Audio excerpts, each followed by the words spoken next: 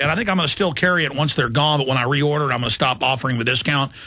This book is $19.95. It's a New York Times bestseller. It's $24.95 in stores. It's $19.95, and you get a free film of your choice, a free film that I've made, a DVD, free. So that's a $40 value for $19.95 at Infowars.com. We've only got a few hundred of these left. When I reorder, I'm not going to buy enough of them to get the big discount, so I'm going to have to jack the price up on them a bit. So if you want to get them, now is the time, Infowars.com. Okay, and it's also important to support organizations in your area, or if you're in Iceland, to support Birgitta Jones-Dottir and to spread the word about what she's doing. Okay, enough of me, Birgitta, continuing here on other issues or recapping things that you think are important for people to know about worldwide that just tuned in. Yeah, well, I have to say I had a very interesting week last week, because I was invited to go to the European Parliament to speak about freedom of expression in Europe. It was an organization inside the EU Parliament called ALDE, which is sort of a collaboration between liberals and Democrats. And it's amazing to hear how bad the situation is in Europe, because Europe always claims to be, just like the United States, the cradle of democracy. And at the same time, people are forgetting what the foundations of democracy is, and that is basically freedom of information, freedom of speech, and freedom of expression. If we don't have that, we have no freedom. And one thing that I have also figured out from just working as a legislator is that parliaments increasingly, from the parliaments that I have been looking at and the Icelandic one, have given away their power to create laws into the hands of the ministries. And who creates the laws in the ministries is the lawyers. So basically our free world has been taken over by lawyers, and I find that to be a little bit disturbing. And I find it to be extremely important that parliaments reclaim their powers as well, because parliaments are supposed to be this bridge between, or a reflection of the people that they are representing. And it is important that we do not have only professional politicians running the show. It is very important that ordinary people have a chance to reflect in a real way the real people that they are supposed to be representing. Anyway, I met also about 10 days ago Bill Still. He was here in Iceland. I don't know if you know who he is, but he created the Money Masters some years ago, and had the honor of being in a segment that comes along with his newest film. He was talking a lot about, like very many other people that have come to Iceland or gotten in touch with me, about an alternative monetary system. And I think that is very, very important. It has to be the next step that we'll do, is to find ways to have a completely different monetary system than we live with today. I find fractional reserve banking systems basically to be criminal. The way the entire financial world is run is criminal. And so, but we have to find solutions that are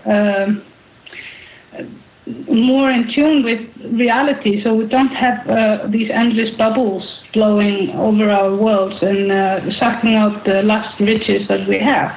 And to briefly boil that down, yes, I know about the Money Masters director. We actually carry that 3-hour film at Infowars.com that was put out over a decade ago as the preeminent work exposing the fractional reserve banking system that is mathematically designed to create more debt than you can physically pay back. And within a generation, the bankers get incredible power while the bubble's expanding. And then when it implodes, they fully enslave you. That's what's happened to Africa, Latin America, and poor areas of Asia. It's on record that the IMF and World Bank have done this, and now they're doing it to Greece. What is it like for you to see Greece? Iceland says no. It turns out the banks admit Iceland didn't really owe all this money. Most of the debt was their debt. They were making you pay it.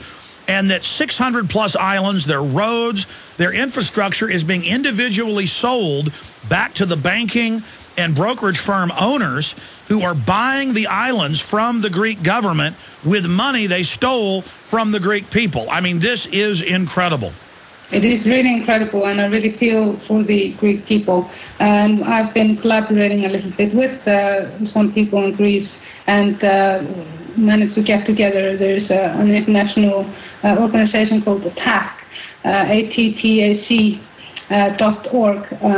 that have been fighting, the IMF and introducing such systems as the token tax and so forth. But we have not been saved in Iceland. Because what the government did is that they put in the newest contract with the IMF, because we are having our third review, they put in that we would actually pay back and that we would compensate reasonable taxes, which is totally against what the nation voted for. Okay, so see, I've missed this. Last time I checked, you've been in a year-long fight. You had said, no, we're not going to pay these tens of millions of dollars that we don't owe to banks that sold derivatives. We're not going to have public groups pay private debt. And so the parliament passed that, and you're now saying the bureaucracy is circumventing the will of the people and the government. Well, the government, no. The government actually said, or the Icelandic finance minister and the head of the central bank signed the latest the latest contract with the IMF. What the nation did actually vetoed what the parliament had passed as the new contract about ISAFE last, when was it, in January or March?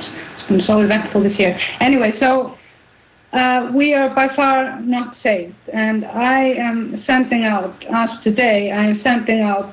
right here and right now an SOS to help us get out of the IMF program. We do need the Plan B, and we do need all the possible help we can, and I really think that nations that have been struggling under the IMF program need to work together and to just inform each other what do we have to make sure that we have to look out for. For example, just recently, a month ago, one of our energy companies has been taken over or bought by a foreign investor, and that is always the first step in an IMF program. We will lose all our assets or all our natural resources to foreign investors, multi-corporations, just like what happened in Bolivia. When Bechtel privatized the water and even the rainwater, you had to pay for that. So we're not safe yet. So we need all the help. But you did win that major victory in saying no up front. But of course, they never back off. They just keep pushing and pushing and pushing. Going back to WikiLeaks here briefly. I mean, this is such a huge story. Is there anything else you can tell us, or just in one statement without me interrupting, break down your part in that saga? I mean, so we can understand how you guys release things, or how you're involved with WikiLeaks, how the famous Baghdad massacre footage from 2007 got released a few months ago, showing them shooting the van full of kids, killing the Reuters reporter, and then laughing about it. And we'll play some of that video in the background while you're speaking. I mean, can you talk about your involvement in that video?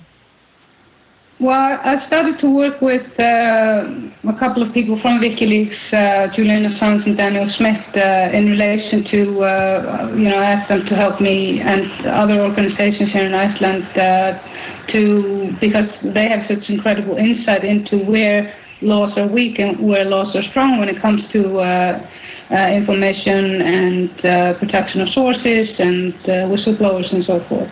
So I started to work with them. And we had probably around 10 people from different parts of the world working with us, legal experts and so forth, when it comes to legislation in this regard. So during that period, it was quite an intense work period, March, April, or March. I saw the Iraqi video, and I decided to help with that in any which way I could during my Easter holiday from the Parliament. Because, I am one of these people that helped organize protests against this war before it became a reality. And knowing how war is, I know that there's always war crimes and hideous things that happen that nobody will ever get to know. So So when I saw this video, it was just a confirmation on what I had heard but not seen, and it was such an incredibly shocking scene to see, in particular after you knew who they were blasting down. And just this general ambience in the video, the complete disrespect for the people they had just killed or were about to kill. Yeah, even if you're going to kill somebody, you should be reverent about it. This childlike, I mean, I saw videos of the G20 protesters singing "Oh Canada, oh Canada," and police beating men, women, and children. And I saw the comments going, yeah.